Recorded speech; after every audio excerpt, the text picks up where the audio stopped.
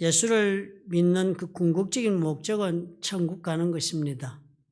우리의 믿음의 근본은 천국 가는 데 있습니다. 아무리 이 땅에서 하나님의 은혜를 입고 살았어도 천국에 가지 못하면 아무 쓸모가 없지요. 제대로 믿지 못한 삶이 되고 마는 것입니다. 천국 가는 것이 우리 궁극적인 목적이지만 우리가 가만히 보면요. 우리가 이 땅에 사는 동안에 이 천국에 가는 것이 그냥 가는 것으로만 끝나는 것이 아니다 하는 것을 쉽게 발견합니다. 우리가 사는 이 삶의 자리가 이 세상에 우리가 있으니까 우리는 인간 세상에 살지만 앞으로 가는 곳은 인간들이 가서 만든 나라가 아닌 하나님이 직접 만드신 하나님이 다스리시는 하나님 나라로 간다는 것이 큰 차이를 만들어 오는 것입니다. 이 땅에 사는 동안은 유한한 기간 동안에 삽니다. 사람이 만든 법에 따라서 우리가 이 땅에 삽니다. 그렇지만 우리가 들어가는 천국 하나님이 다스리시는 나라는 영원한 나라요. 또 그리고 그곳에서는 인간의 법이 아닌 하나님의 법이 다스리시는 나라를 우리가 들어가서 살게 된다 하는 것입니다. 성경은 그래서 우리에게 가르쳐 주시는 거예요. 앞으로 들어갈 천국의 삶, 그것이 우리 신앙의 궁극적인 모든 목표가 되고 있다 할지라도 그 천국의 삶의 모습이 이 땅에 우리가 어떻게 사는 것에 따라서 영향을 받는다는 것입니다. 그 첫 번째가 그랬습니다. 천국에 들어가는 그 입장권, 티켓은 예수를 이 땅에서 믿어야만 들어가는 것이지 그것이 다른 데서 일어나지 않는다 그럽니다. 그러니까 이 땅에서 예수를 믿어야 해요. 이 땅에서 사는 동안 말고는 예수 믿는 기회가 설령 있다 할지라도 믿었다 할지라도 그것은 천국 가는 것과는 연관이 없습니다. 이 땅에 살다가 죽어서 지옥에 떨어져서 그곳에서 예수를 믿겠다 한다고 해서 믿었다 할지라도 그것으로 천국 가는 것이 아니라 합니다. 이 땅에 살 때 이 세상에 사는 동안에 인간 세상의 법에 내가 매여서 인간적인 육체를 가지고 사는 동안에 내가 하나님 나라에 들어갈 수 있는 그 예수를 믿는 그 믿음을 얻을 때만이 천국 가는 티켓을 받습니다. 요한복음 3장 16절에 우리가 배운 말씀이 그 말씀이었죠. 하나님이 세상을 이처럼 사랑하사 독생자를 주셨으니 이는 저를 믿는 자마다 멸망하지 않고 영생을 얻게 하려 하심이라. 멸망하지 않고, 여러분 요즘 영어 성경 왜 쓰니까 한번 기억해 보십시오. shall not perish 그랬습니다. shall not perish는 멸망하지 않을 것이다 라고 얘기하죠. 그 shall 이란 동사는요, 항상 예수님이 shall 썼을 때는요, I will make you 혹은 I will make him 그렇게 바꾸셔도 뜻이 동일하게 전달됩니다. I will make you a fisher of men 그렇게 말할 때도 you shall be a fisher of men 그렇게 말씀하신 것처럼 여기도 shall not perish 그랬으니까 내가 너를 망하지 않도록 만들겠다 그런 것입니다. 엄청난 약속이 있는 것이 구원이라는 것이 이렇게 만들어 주신 것입니다. 천국에 가는 것이 예수를 믿는 것 때문에 우리가 만들어져서 그런 사람으로 되어서 천국 가는 것입니다. 이 땅에서 들어가는 것이 결정되지요. 천국의 입장이요. 그런데 그렇게 예수를 믿어 천국 가는 것을 결정받아 가는 것뿐만 아니라 이 땅에 사는 동안에도 우리는 다른 신분으로 살 수 있다는 약속이 있습니다. 예수 믿어 천국 가면 됐어요. 그것으로 족한데도요. 그것으로 하나님은 끝내지 않으시고 은혜를 베푸시는 거예요. 그래서 우리가 이 땅에 사는 동안에 예수 믿어 천국 가는 것 플러스 거기에 더하여서 요한복음 1장 12절에 보니까 영접하는 자 곧 그 이름을 믿는 자들에게는 하나님의 자녀가 되는 권세를 주셨다. 예수 믿고 천국 가는 티켓을 우리가 받아 주었는데 또 하나 우리에게 주신 것이 있어요. 나한테 권세를 주셨습니다. 우리가 영어 성경 여러분 하실 때는 뭐니 권세라고 번역하지 않고 뭐라고 그랬습니까? 권리를 주셨다 그렇게 번역했습니다. NIV에는요. 그러니까 하나님의 자녀가 되는 권리를 우리한테 또한 주셨다 그랬으니까 이 권리는 행사해야만 내 것이 된다는 뜻이지요. 미국에 우리가 여러분 오셔가지고 영주권 받으시면 5년 만에 미국 시민권을 받으실 수 있습니다. 받으실 수 있는 권리를 얻었습니다. 그렇지만 그 권리를 행사하지 않으면 시민권은 내 것이 되지 않아서 시민으로서의 내가 권리를 누리지 못합니다. 그렇죠? 그와 마찬가지로 예수를 믿었다고 다 은혜 받고 축복받고 다 동일한 게 아닙니다. 예수 믿은 영주권자가 있고 예수 믿은 시민권자가 있겠습니다. 주님이 주신 그 권리를 행사하여서 나는 그러니까 나에게 준 하나님의 자녀가 되는 권리를 행사하고 자녀로 살겠다 선택하는 그런 사람이 있고 그렇지 않게 사는 사람이 있겠습니다. 그러고 말씀을 보니까요. 예수 믿고서도 세상 사람처럼 사는 사람들이 이해가 되네요. 그분은 선택하지 않았구나. 예수를 믿어 천국 가는 티켓은 얻었는데 그것도 티켓 받고 이 땅에 사는 기간 동안에 하나님의 자녀가 되는 권세를 행사하지 않겠다. 나는 영주권만으로 살겠다는 것과도 비슷하게 예수 믿은 그 혜택만 내가 누리고 살겠다. 시민으로서의 의무와 그리고 또 책임을 감당하는 것은 하지 않겠다라는 것처럼 사는 성도도 있어 보입니다. 그죠? 그런데요, 그렇게 살든 저렇게 살든 이 땅에 선택한 것 때문에 천국에 가면은 놀랍게도 그 삶이 천국 가면은 판단을 받는다는 것입니다. 심판이 아니라 판단을 받는다 합니다. 예수 믿는 사람은. 고린도전서 3장 10절과 15절에 보니까 바울이 그것을 공력 테스트라는 그것을 우리에게 가르쳐주고 있어요. 바울이 이렇게 적었습니다. 내게 주신 하나님의 은혜를 따라 내가 지혜로운 건축자와 같이 틀을 닦아두며 다른 이가 그 위에 세우나 그러나 각각 어떻게 그 위에 세울까를 조심할지니라. 바울은 믿음 가운데 우리가 사는 것이 이렇게 비유하기 시작을 합니다. 이 닦아둔 것 외에 능히 다른 틀을 닦아둘 자가 없으니 이 터는 곧 그리스도 예수다. 바울이 얘기하기를 내가 지금 그리스도 예수의 밑틀을 깔아줄 테니까 꼭 집 짓는데 기초를 깔아주듯이 그렇게 틀을 닦아줄 테니까 그 위에 너는 지어나가라. 그런데 지어나갈 때 지혜롭게 지어나가라. 집 지을 때 지혜로운 건축자가 집을 짓듯이 그 재료를 잘 쓰라 하는 거예요. 만일 누구든지 금이나 은이나 보석이나 나무나 풀이나 지프로 이 터 위에 세우면 두 가지 종류의 재료가 보이네. 금이나 은이나 보석. 이런 고가의 귀한 재료들로 그 집을 짓거나 아니면 나무나 풀이나 짚이나 썩어서 없어질 것으로 이 터 위에 세우면 두 가지 종류의 재료를 가지고 집터에 지어나갈 수 있다. 각 사람이 공적이 나타날 터인데 그 지은 일의 내용이 나타난다. Quality of each person's works. 각 사람들이 일한 그 공력에 일한 것에 퀄리티 그 질이 드러나는 날이 온다.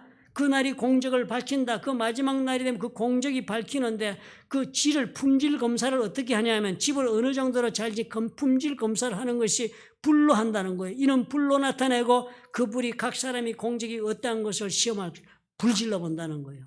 이 땅에서 우리가 그 집을 이 비유한 말이니까요. 내가 이 땅을 참 내 인생을 이렇게 지어가는 것 아닙니까? 우리가 사는 게 다 인생을 보면요. 집 짓듯이 인생을 지어가는 것입니다. 그렇게 해서 인생을 짓듯이 지어가서 지은 그 집을 천국 가면요. 너 그런 인생을 살았느냐? 한번 불질러보자. 확 불질러봐가지고 타버리는 재료면은 그것은 쓸모가 없고 불타지 않으면 인정받고 상을 받는다고 말씀하시는 거예요. 누구든지 그 공직이 불타면 해를 받는다. suffer loss라 그래. 그 손실이 아주 아픈 손실이 된다는 거예요. 애써서 그렇게 인생 다 살았다. 나 이렇게 잘 살았다고 천국 가보니까 불에다 태우고 아무것도 남지 않는 그런 인생을 살은 사람들은 천국 가면 굉장히 어떻게 해요? 그 손실을 안타까워하고 아파하는 그런 삶이 될 것이다. 그럽니다. 공력 테스트 한다는 거예요. 불로 그렇게 테스트 해본다는 것은 이 땅에 있는 것을 불로 테스트 한다는 말은 천국의 순간 가치 기준으로 판단해 본다는 뜻입니다. 각자의 모습대로 다 살 수 있다는 거예요. 삶은 우리에게 준 선택이니까요. 하나님의 자녀가 되어서 마음대로 선택하고 살 수 있도록 기회는 우리에게 주어졌습니다. 그렇지만 내가 어떤 것을 선택하여 어떤 모습으로 살았는가에 따라서 나중에 한번 천국의 가치에 비추어서 하나님이 판단해 보시겠다는 거예요. 그래서 과연 가치 있는 것이냐 없는 것이냐 보겠다 합니다. 그러니까 이 세상에 사는 동안에 내가 어떤 가치관을 가지고 무엇을 귀하게 여기고 살았는가가 대단히 중요한 것입니다. 내가 무엇을 귀하게 여기고 내 인생에서 무엇 하는 것을 내 기쁨으로 여기고 만족으로 여기고 목적으로 여기고 살아갔는가가 대단히 중요한 일이 벌어집니다. 언제요? 천국에서 벌어집니다. 어마무시무시한 지금 말씀하시는 거예요. 우리 이 땅에 사는 삶이 천국 가서 그 천국의 삶에 가서 평가받는 놀라운 일이 벌어지는 것입니다. 그러면 당연히 우리는 예수 믿고 천국 가는 것이 신앙의 모든 근본적인 목적이 된다 할지라도 이 땅에서의 삶에 대하여 우리가 고뇌하지 않을 수가 없습니다. 어떻게 살아야 좋을까 하는 질문을 우리가 우리 자신에게 심각하게 물어보지 않을 수 없습니다. 그저 나는 말씀대로 살았는데요, 죄 안 짓고 살았는데요 하는 것으로 족하지 않은 것입니다. 나는 그저 그래서 좀 불쌍한 사람 불쌍히 여기고 살고요. 그리고 내가 정말 해야 할 의무를 다하고 살았는데요. 이것으로 족하지가 않은 것입니다. 어떠한 가치 있는 일을 위하여 네 인생을 소모했는가가 중요한 질문이 된다 하는 것입니다. 남들과는 다르게 산 순간 가치가 있는 삶을 추구하며 산 것이 있어야만 그 삶이 잘 산 삶이 된다 할 수 있는 것입니다. 예수님께서 그래서 늘 말씀하신 것입니다. 이렇게 살아라 저렇게 살아라 가치 기준을 알려주시느라고요. 그런데 주님이 떠나실 때가 되니까요. 다 가르치신 다음에는요. 삶의 자세를 가르치십니다. 이렇게 살고 저렇게 살아야 가치 있는 인생을 하지만 그런 삶을 놓고 어떻게 하면 가치 있는 것이 무엇인가를 판단할 수 있는 사람이 되게 만들어 놓고는 그래서 너는 어떤 자세를 가지고 이런 가치 있는 일을 추구하며 살아야 되는가를 주님이 말씀하시고 떠나신 거예요. 그 주님이 떠나시기 전에 죽어 십자가에 달리시고 부활하기 전에 제자들에게 자꾸 그 말을 하신 거예요. 자꾸 그 말을 하신 거예요. 이런 자세로 내가 떠나고 나면 내 인생을 경영해야 좋겠다는 이야기를 하신 거예요. 그 내용은 이미 다 말씀으로 가르쳐 놓고요. 오늘도 말씀하신 것이 바로 그런 맥락에서 우리가 그 말씀을 보아야 하는 것입니다. 주님이. 내가 떠난 다음에 너희들 이렇게 살아야 한다. 내가 떠난 다음에 이렇게 산다. 주님은요, 부활하시고도 제자들이 방에 갇혀 두려워서 나오지 못하고 그 방에 찾아가지 않았습니까? 유대인들 두려워해서 모인 그 문들을 닫고 주님이 거기 가셔가지고 손과 옆구리를 보이시니까 제자들이 주를 보고 기뻐하고 그랬습니다. 그랬을 때 예수님께서 그들에게 너에게 평강이 있을지어다. 아버지께서 나를 보내신 것 같이 나도 너희를 보내노라. 주님 그 말씀하신 거예요. 이 말씀을 하시 그들을 향하사 숨을 내쉬며 이르시되 성령을 받으라. 너희가 누구의 죄든지 사하면 사하여질 것이요 누구의 죄든지 그대로 두면 그대로 있으리라 하시니라. 성령을 받으라. 그렇게 말씀하신 것이 무엇 다음에 나왔습니까? 내가 너희들을 보낸다. 보낸다 말은 내 보냄을 받고 가라 하는 말씀과 똑같은 것입니다. 또 마태복음 10장 5절부터 8절에 그랬습니다. 12명을 예수님이 세상으로 보낼 때도요. 이방인의 길로도 가지 말고 사마리아인의 고을에도 가지 말고 그러면서 오히려 이스라엘 집에 잃어버린 양에게로 가라고 그랬습니다. Go rather to the lost sheep of Israel 그랬습니다. 가라. 주님 말씀하시는 뭐예요? 다 배웠느냐? 무엇이 가치 있는지 알았느냐? 그러면 가라. 가라는 거예요. 가라는 거. 앉아있지 말고 가라. 가면서 할 일이 있다고 가르쳐 주시는 거예요. 요한복음에서는 가서는 그들에게 성령을 받고서는 죄사하는 일, 내가 죄사하였던 것처럼 너희들도 내 한 일을 하면서 살아라. 마태복음에 둘씩 보내면서 이스라엘 집에 잃어버린 양으로 가라 그러시면서는 가서 천국에 관해 전파하고 천국의 능력을 그들에게 증거해라. 그렇게 주님께서 말씀하신 거예요. 다 보내시고 나서는 뭐라 그랬습니까? 예수님께서 함께 하시고 예수께서 하신 일을 다 하시겠다는 약속을 보내주신 것입니다. 동일한 표현이 가라 하시는 거예요. 내가 지금 있는 곳 일어나라 나가라 하는 것을 뜻합니다. 그죠? 내가 지금 있는 자리가 얼마나 익숙하고 편안합니까? 이보다 더 좋은 데가 어디서 안전하게 여겨지는 이 자리를 내가 일어선다는 것은 쉬운 일이 아닙니다. 예수님 말씀은 아무리 하나님 말씀으로 사는 사람이 된다 할지라도 결국은 천국 가는 사람이라면 지금 이 자리에 머물러서는 안 된다. 일어서서 가서 내가 너에게 원하는 일을 해야 한다라고 말씀하시는 거예요. 왜 한 주님께서는 가라 하는 말씀으로 모든 인생의 삶의 경영 자세에 대한 총결산을 하셨습니까? 복잡한 말씀 안 가르쳤습니다. 이제 나 간다. 그러니까 너희들은 세상으로 가라. 하나님께 기도했습니다. 아버지요, 아버지께서 나를 보내시니까 나도 저들을 세상으로 보낼 테니까 하나님이 저들을 보호해 주옵소서.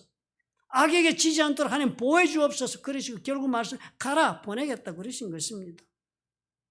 왜요? 하나님은 언제나 하나님의 역사를 진행하실 때 사람을 통해서 사람을 보내셔서 일을 해오셨기 때문입니다. 이사야서 6장 8절에 여러분 이사야서의 기억하실지 모르겠습니다. 우시아 왕이 죽던 해라 그랬습니다. 우시아 왕이 그 당시에 대단한 통치력을 가지고 나라를 부흥시켰습니다. 그리고 우시아 왕이 죽었으니까요. 국가가 위기에 처하게 됐습니다. 그때 그런 위기를 맞아 이사야가 성전에 들어가 나라를 위해 기도하기 시작을 했습니다. 그때 주께서 나타나셔서 말씀하시기를 내가 누구를 보면 누가 우리를 위하여 갈꼬 하고 이사야에게 묻자. 이사야가 뭐라 그랬습니까? 내가 여기 있나이다. 나를 보내소서. 결국은 하나님께 이스라엘을 구원하시는 것도 어떻게 사람을 보내서 구원하시고자 작정하시기 때문에 갈 사람을 찾은 것입니다. 하나님은 언제나 가는 사람이 필요하고 또 갈 사람을 찾고 계신 것입니다. 사도 바울이 사울이었을 때 다메섹 길에서 예수님을 만나 눈이 보이지 않는 채로 사흘을 금식하며 기도하고 있었을 때에도 사울로 하여금 하나님의 뜻을 헤아려 새로운 인생의 길을 시작하게 하기 위해서도 예수님은 사람을 보냈습니다. 사도행전 9장 10절에 보니까 그때 다메섹에 아나니아란 제자가 있더니 주께서 환상 중에 불러 이르시되 아나니아야 하시거늘 대답하되 주여 내가 여기 있나이다. 아나니아가 주를 만난 거예요.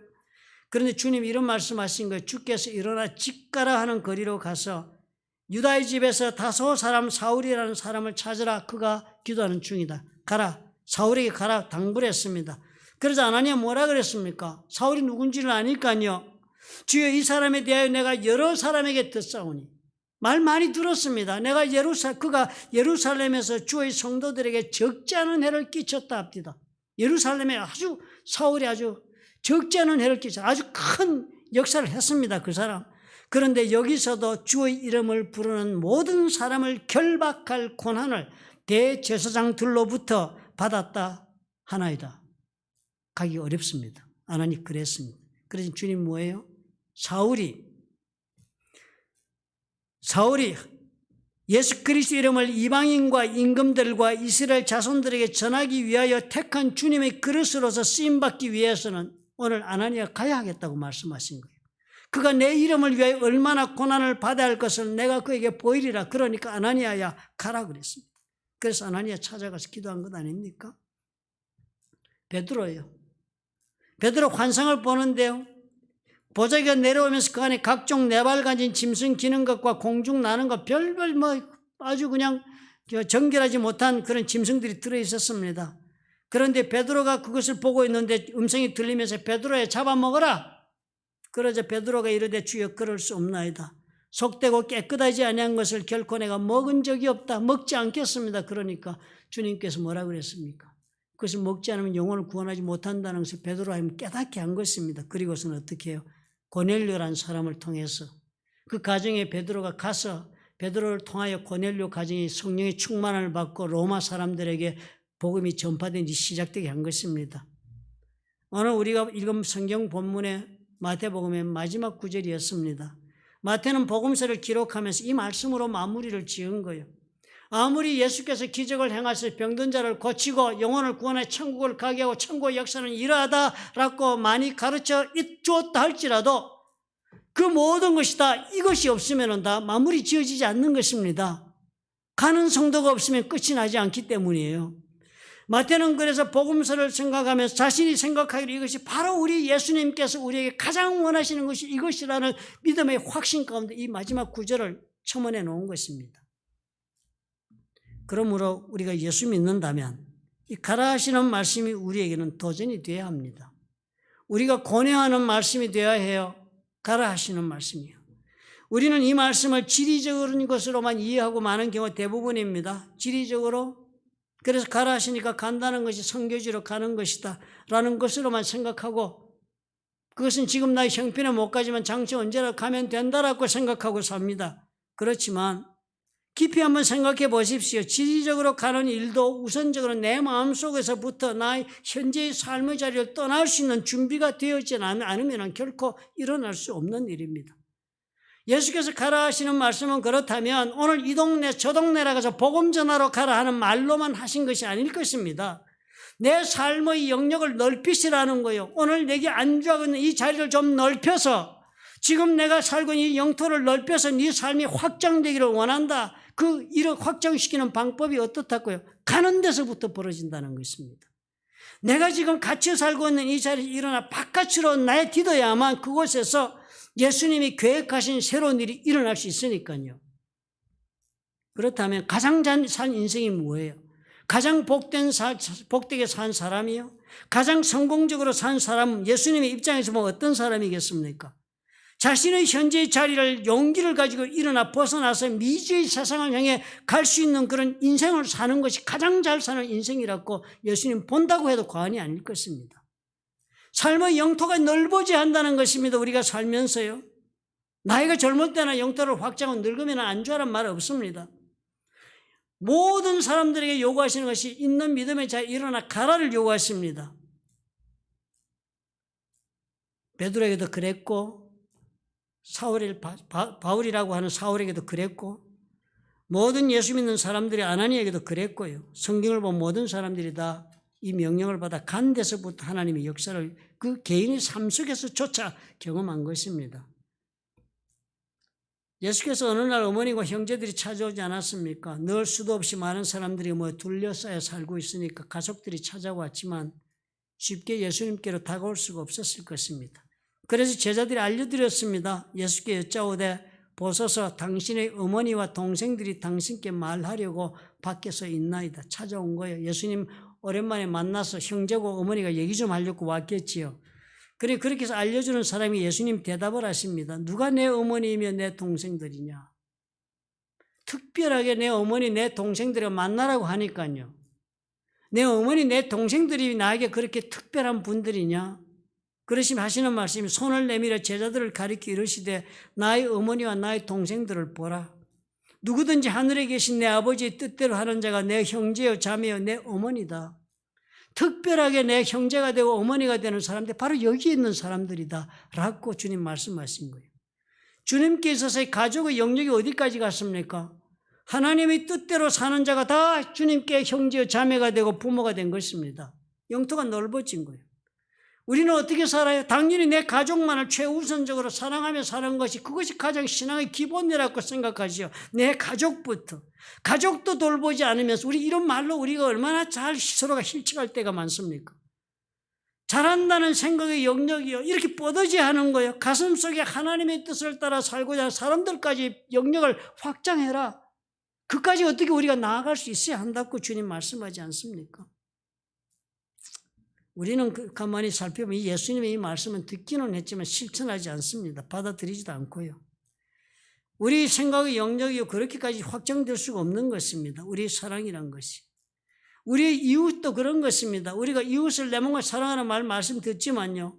우리 이웃을 우리 하나님 앞에서 예수님이 어떻게 지정지었습니까? 우리가 생각하는 이웃과는 전혀 다른 이웃을 보여주고 있습니다. 선한 사마리아인의 비유요. 예루살렘에서 여리고로 내려가다 강도에 맞아서 거진 죽게 돼 헐벗은 채로 쓰러져 있는 사람 보고서 그 여리고 강도 맞은 사람 제사장도 보고서는 지나치고 레위인도 보고 지나치지만 지나가던 사마리아인 유대인들은 무시하는 이방인이라고 생각하는 사마리아인들 그 사마리아인이 지나가다 보고서는 기름 붓고 포도주를 부어 상처난 데를 치료하고 싸매주고서는 그 사람을 나귀에 얹혀서는 주막에 데려가서 쉬게 하고 그리고 돌아올 때까지 자기가 돌보고 있으면 더 넘어가는 비용도 자기가 지불하겠다 2 데나리온 주고 간 그 사마리아인 이야기를 했습니다. 그리고서 예수님 물었습니다. 네 생각에는 이 세 사람 중에 누가 강도 만난 자의 이웃이 되겠느냐? 아마 이웃을 생각한 사람은 제사장이고 레위인이 이웃이라고 생각했겠죠. 유대인이니까요. 먼 이웃이라도 된다 생각했겠죠. 아니면 가까운 자기 옆에 이해관계로 서로 긴밀하게 관계 있는 사람이 이웃이라 생각했겠지요. 그죠? 그런데 예수님 물어보시는 거예요. 누가 이웃이 되겠느냐? 이르되 자비를 베푼 자니이다. 사마리아인이 우리 이웃이겠네요. 그러니까 예수께서 이렇게 대답했습니다. 가서 너도 이와 같이 가라. 가라. 그래 이웃이니까 그렇게 살아. 가서.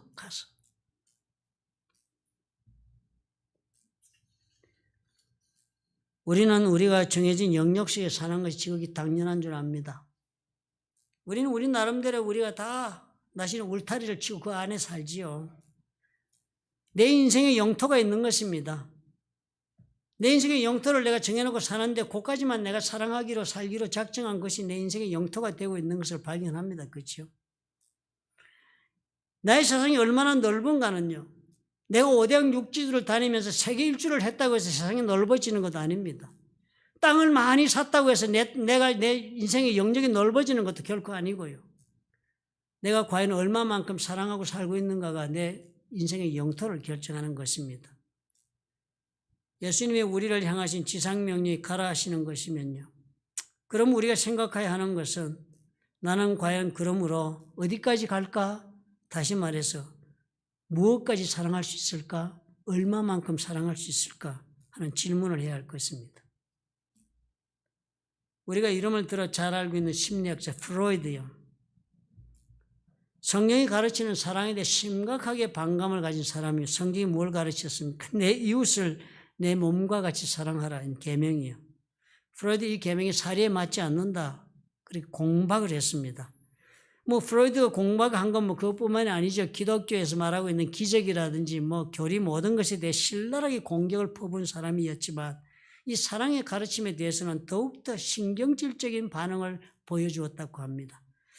프로이드는 말하기를 이 계명, 내 원수를 사랑하는 계명은 자기를 아주 당황스럽게 만든다. 도저히 이해할 수가 없다. 그러면서 이렇게 반문을 합니다. 왜 우리가 그 계명을 지켜야 합니까? 왜 우리가 네 이웃을 사랑해야 한다는, 네 몸같이 사랑해야 한다는 그 계명을 지켜야 하는 거예요? 그거 지켜서 우리한테 무슨 유익이 있습니까? 무엇보다도 우리가 그 계명을 어떻게 지켜낼 수가 있습니까? 그 지킬 수 있는 계명도 아니지 않습니까?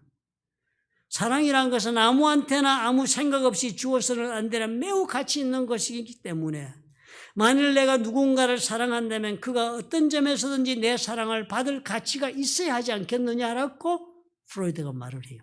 지당한 말씀 같지 않아요? 중요한 점에서 상대방이 나와 닮아 있어서 나와 같으니까 그 사람을 사랑한다든지 아니면 상대방을 바라보니까 내 이상의 모습이, 내 이상형의 모습이 그 사람에게서 발견이 되니까 그 이상을 내가 추구하고 있으니까 그 사람을 사랑한다. 즉 사랑할 만한 자격이 있으니까 사랑한다 하는 것을 할 수 있다는 거예요. 그렇지만 어떻게 해? 무슨 유익이 있다고 내 몸처럼 남을 사랑할 수 있겠습니까? 사실상 이 프로이드가 말하고 있는 것은 저와 여러분이 일상적으로 생각하고 살고 있는 것과 동일한 생각입니다. 우리가 예수님 말씀 가지고 과연 얼마만큼 누구를 사랑해야 된다고 스스로 권해본 적이 얼마나 있습니까? 우리는 미움이 생기면 사랑을 중단하고 아무런 불편함을 느끼지 않습니다. 우리는 마땅히 용서해주고 사랑으로 받아들일 상대가 뻔히 눈앞에 앉아있다 할지라도 나에게 미움을 불러일으키고 나의 감정에 상처를 주고 어려움을 주었다는 그 사실이 너무나도 명백하면 나는 손실을 보았으니까, 감정적으로도 손실을 보고 피해를 받았으니까 사랑하지 않아도 된다는 걸 지극히 당연하게 받아들이지 않아요. 프로이드하고 똑같게 우리는 살고 있는 것입니다. 프로이드는 나가서 이런 말까지 해요. 자기 이웃을 가만히 둘러보면 자기를 사랑하지 않으며 종종 해를 입혔다고 프로이드는 그렇게 설명을 합니다. 그는 자신에게 이로운 경우 주저하지 않고 내게 해를 입힌다. 이웃들은 그러는 거예요. 지한테 좀 득될 일 있으면 내가 손해를 보든 고통에 상관없이 득된 일을 나한테 막 해버린다는 거예요. 그렇게 하지 않아요, 그죠? 하고 싶은 말 다 해버리잖아요. 내가 상처를 받든 말든. 나를 조롱하고 모욕하고 중상하며 자신의 우월한 힘을 과시하는 것을 아무렇지도 않게 생각한다. 그가 안전하게 느낄수록 나는 더욱 무력감을 느끼며 더욱 분명하게 그가 내게 그런 행동을 할 것이라고 예상하게 된다. 그렇지 않아요, 이웃이요. 저와 여러분이 이웃 여러분은 어떻게 생각해요? 이렇게 생각하지 않습니까? 저는 그렇게 생각하고 삽니다. 많은 경우에. 그래서 고민하면서 합니다. 만일 계명이 네 이웃이 너를 사랑하듯 네 이웃을 사랑하라 한다면 네 자신을 이웃을 사랑하라가 아니고 네 이웃이 너를 사랑하듯 그렇게 네 이웃을 사랑하고 하라고 하나님이 계명을 주신다면 나는 이해할 수 있다. 프로이드가 할 수 있다. 이해가 되고 하겠다. 그러면서 이렇게 경고를 합니다. 모든 사람들에게 잊지 말라고 주의를 주는데요. 사람은 사랑받기를 원하거나 공격을 받아도 기껏해야 자신을 방어하기만 하는 점잖은 동물이 아니다. 이와 반대로 오히려 본능적으로 부여받은 공격성이 큰 부분을 차지하는 피조물이다. 사람이 이렇다는 거예요. 사람은 어떻게 해요? 자신의 감정적 이해 타산이나 그 외 모든 이유라도 자기가 기뻐하고 원하는 일이라면 얼마든지 상대방에게 공격을 가해서 상처를 주는 존재가 사람인 것입니다. 그러니까 어떻게 해요? 성취하기가 어려운 계명인 것입니다. 무엇 때문에 이런 계명을 가지고 지키라고 하느냐? 어느 것도 인간의 근원적 본성을 그 계명처럼 강하게 거스르는 건 없다라고 결론을 내립니다. 그렇지 않습니까? 사랑의 이 자기 테두리 안에 그래서 우리는 벗어나기 어렵습니다. 두렵습니다. 나갔다가 피해보면 또 어떻게 해요? 아픔을 당하는데요. 주의 말씀대로 이렇게 나간다는 것은 자기 영역을 넓히기 위해 나갔다가 그래 상처받고 그리고 쓰러지는 일이 생기고 손실받는 일이 생기는데 어떻게 하겠습니까? 대단히 어렵습니다. 간다는 것은. 두려운 것이 넘어가기 어렵습니다. 그러니까 우리는 그것이 지리적인 것으로만 이해하는 것이 지극히 편안하니까 그렇게 삽니다. 성경은 수많은 경우에도 우리는 이 간다는 것이 단순한 지리적인 이동이 아니라는 것을 가리키고 있어요. 이후 설명하는 것도 그랬고요. 많은 사건에서 주님이 설명하는 거 보면 다 우리가 어떻게 내 지금 삶의 자리를 털고 일어나서 위험을 감수하지 않으면 안 되는 일을 요구합니다. 사랑의 실천이 바로 그것을 요구하는 거예요. 그런데 우리는 그것은 깊이 생각하지 않습니다. 마태복음 28장 18절을 우리는 그래서 선교하러 가기만 하면 다 되는 줄로 알아요. 선교하러 가기만 하면, 장소 이동만 하면 되는 줄로 압니다. 그래서 간 선교사님들이요, 계시죠. 그렇게 가는 단기 선교 하시는 분 많이 계실 수 있겠지요. 의미 없는 일입니다. 장소 이동은 아무런 의미가 없습니다. 그 속에서 자신의 사랑의 자리를 떠나는, 사랑의 영역을 넘어서는 그런 일이 이루어져야 하는 것입니다. 프로이드는 절대로 불가능하다. 인간으로서는 일을 할 수 있는 자가 없다고 그러고, 사실은 우리에게도 그렇게 보여집니다. 이런 문제에 대해 C.S. 루이스가 답을 했어요. 이 사랑하는 계율이 인간의 근원적 본성을 거스른다는 점에서는 이의가 없다. 프로이드 말이 맞다는 거예요. 절대로 사람은 이렇게 자신의 사랑의 영역을 넘어가는 일을 못한다는 거예요. 사람은 그렇게 할 수 있도록 만들어진 존재가 아니다. 인간은 본능적으로 이기적인 존재다 그랬어요. 본능적으로. 인간은 본능적으로 자기 자신밖에 모르고 자신의 이익을 위해서 싸우며 사는 존재라고 분명하게 이해한다는 거예요. 그렇기 때문에 루이스는 말하는 거예요. 그렇기 때문에 우리는 새로운 성품이 필요하다. 우리 이대로는 안 된다. 우리 이대로는 내가 살고 있는 내가 정말 말하고 내 인생의 영역, 내 사랑의 영토, 이것을 내가 고수하지 넘어나오지 않는다는 거예요.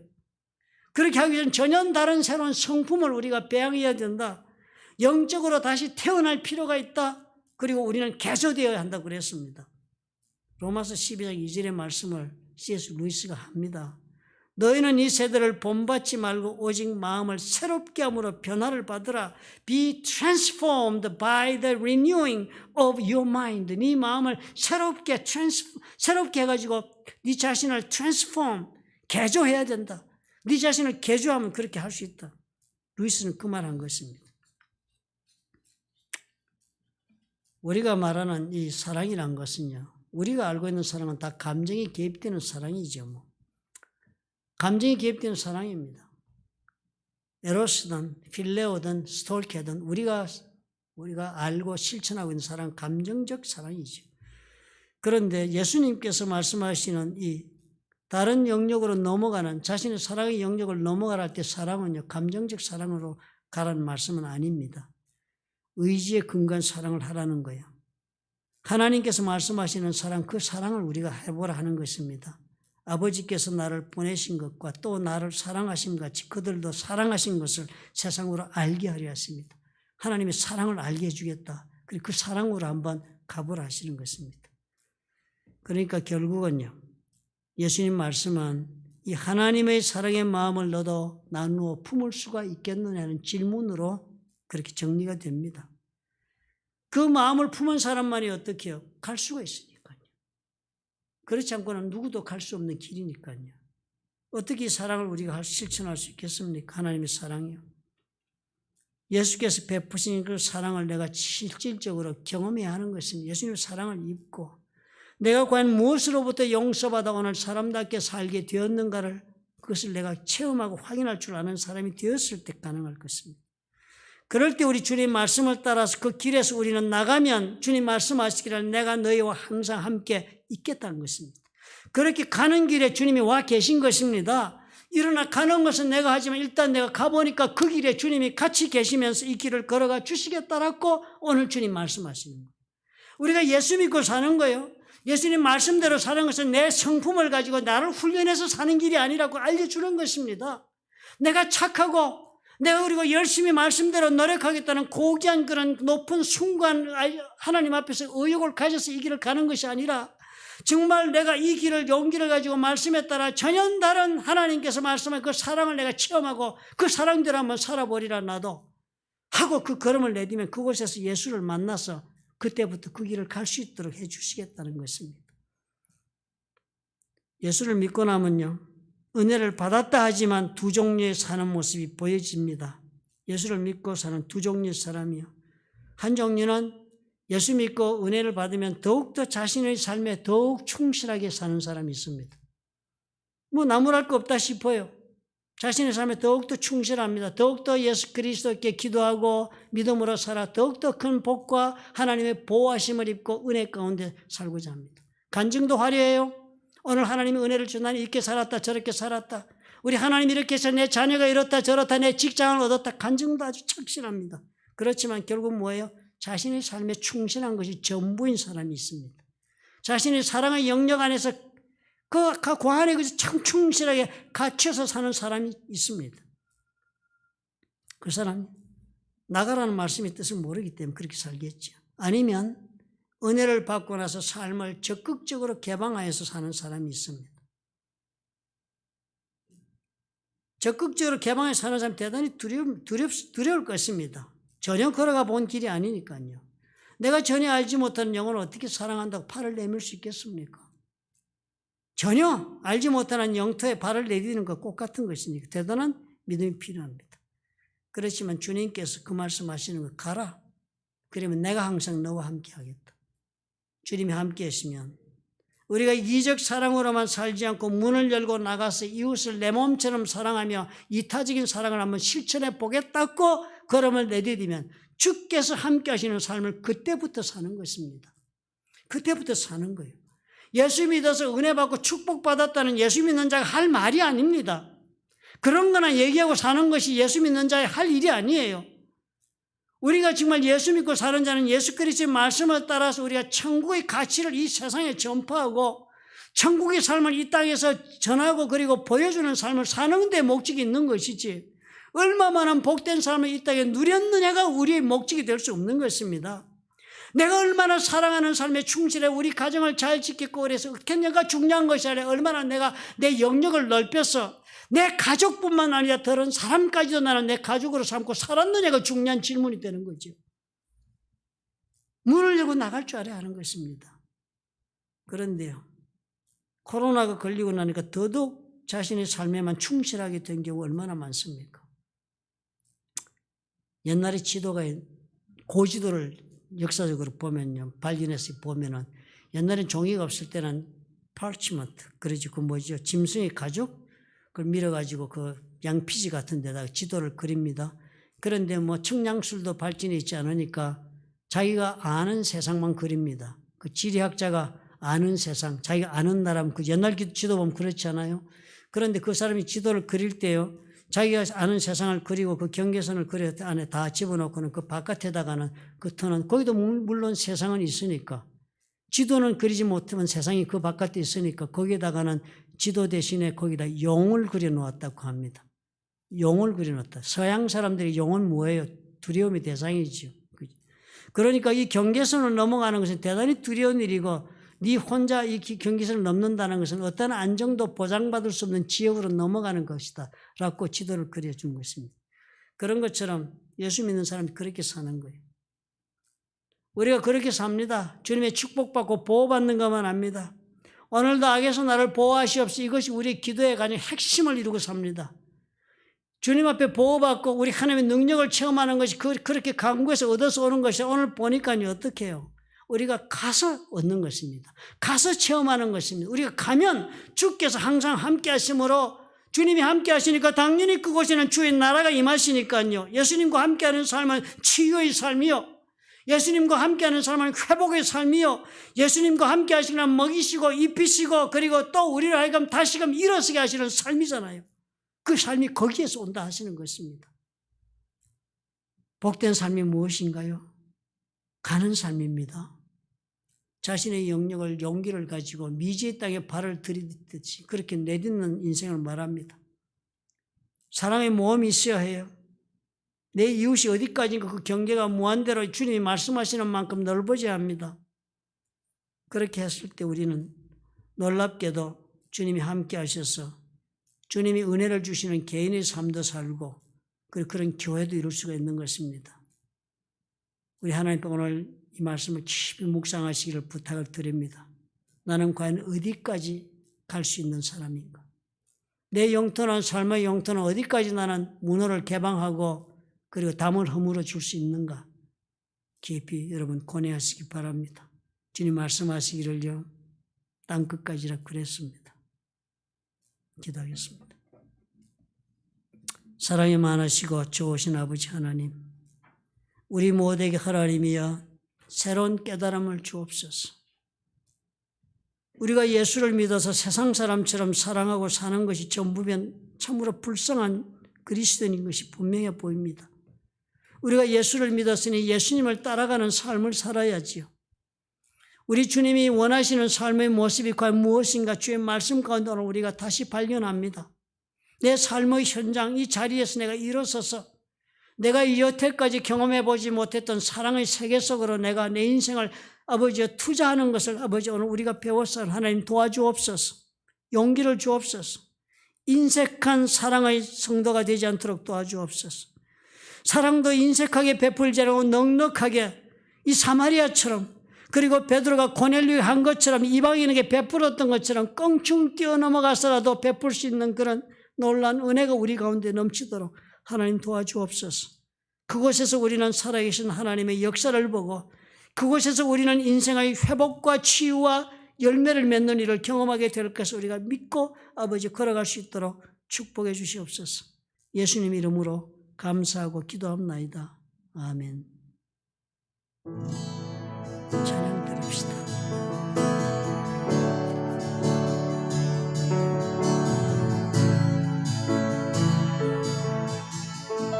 여호와 이스라엘의 구원자 여호와 이스라엘의 구원자 처음과 나중 되신 주 그가 널 지명하여 부르사 주의 종 삼아주셨네. 너를 그의 손바닥에 새기사 결코 잊지 않으시리라. 환난 중에 피난처 되시며 항상 인도하시리.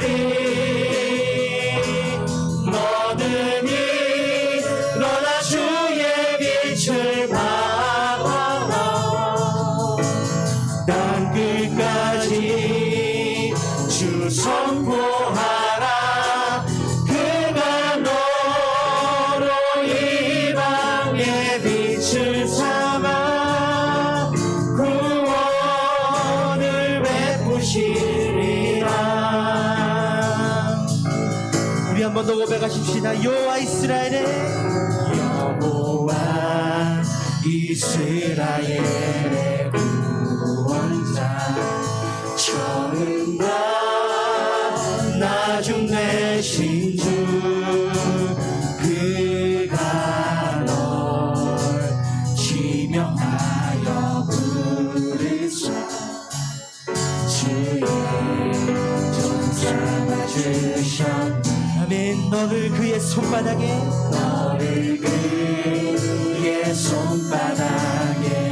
결코 잊지 않으시리라. 결코 잊지 않으시리라. 환난 중에 피난처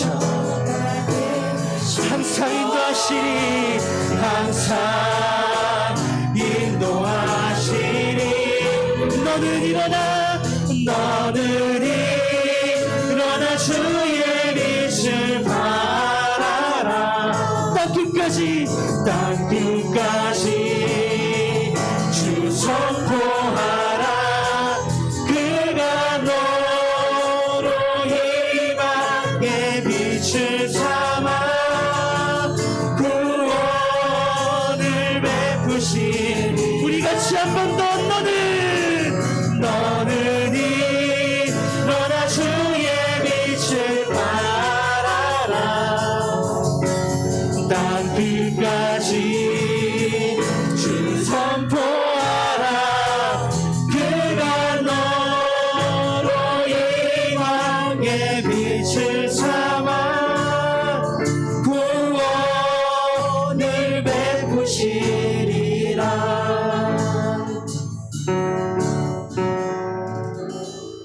사랑의 하나님 아버지, 오늘 우리 모두에게 마음의 주님이여 결심 있게 도와주옵소서. 이제 주 그리스도의 말씀을 따라 우리가 용기를 가지고 사랑할 수 없는 상대도 주님이 주시면 사랑할 수 있는 용기를 품고 나아가는 성도가 되도록 축복해 주옵소서. 아버지, 한평생 살면서 우리가 예수를 믿었는데 사랑할 만한 것 사랑하고 기뻐할 만한 것을 기뻐하면 무슨 의미가 있겠습니까? 아버지, 도와주셔서 오늘 우리 모두는 참으로 말씀하시는 대로 사랑하고 베풀며 섬기며 아버지여 나의 삶의 영역을 넘어서서 용감하게 미지의 세계로 들어갈 수 있는 영혼들이 될 수 있도록 축복해 주시옵소서. 이제는 우리 주 예수 그리스도의 무한하신 은혜와 아버지 하나님의 극신하신 사랑과 부회사 성령님의 교통하심이 주 예수 그리스도의 말씀을 따라 아버지여 땅끝까지 가기로 결단하고 일어서는 하나님의 사랑하는 자녀들과 그들의 생업과 가정 위에 보혈로 값지고 세우신 플러튼 좋은 교회와 파송하신 선교사 위에 지금부터 영원토록 함께 하실지어다. 아멘.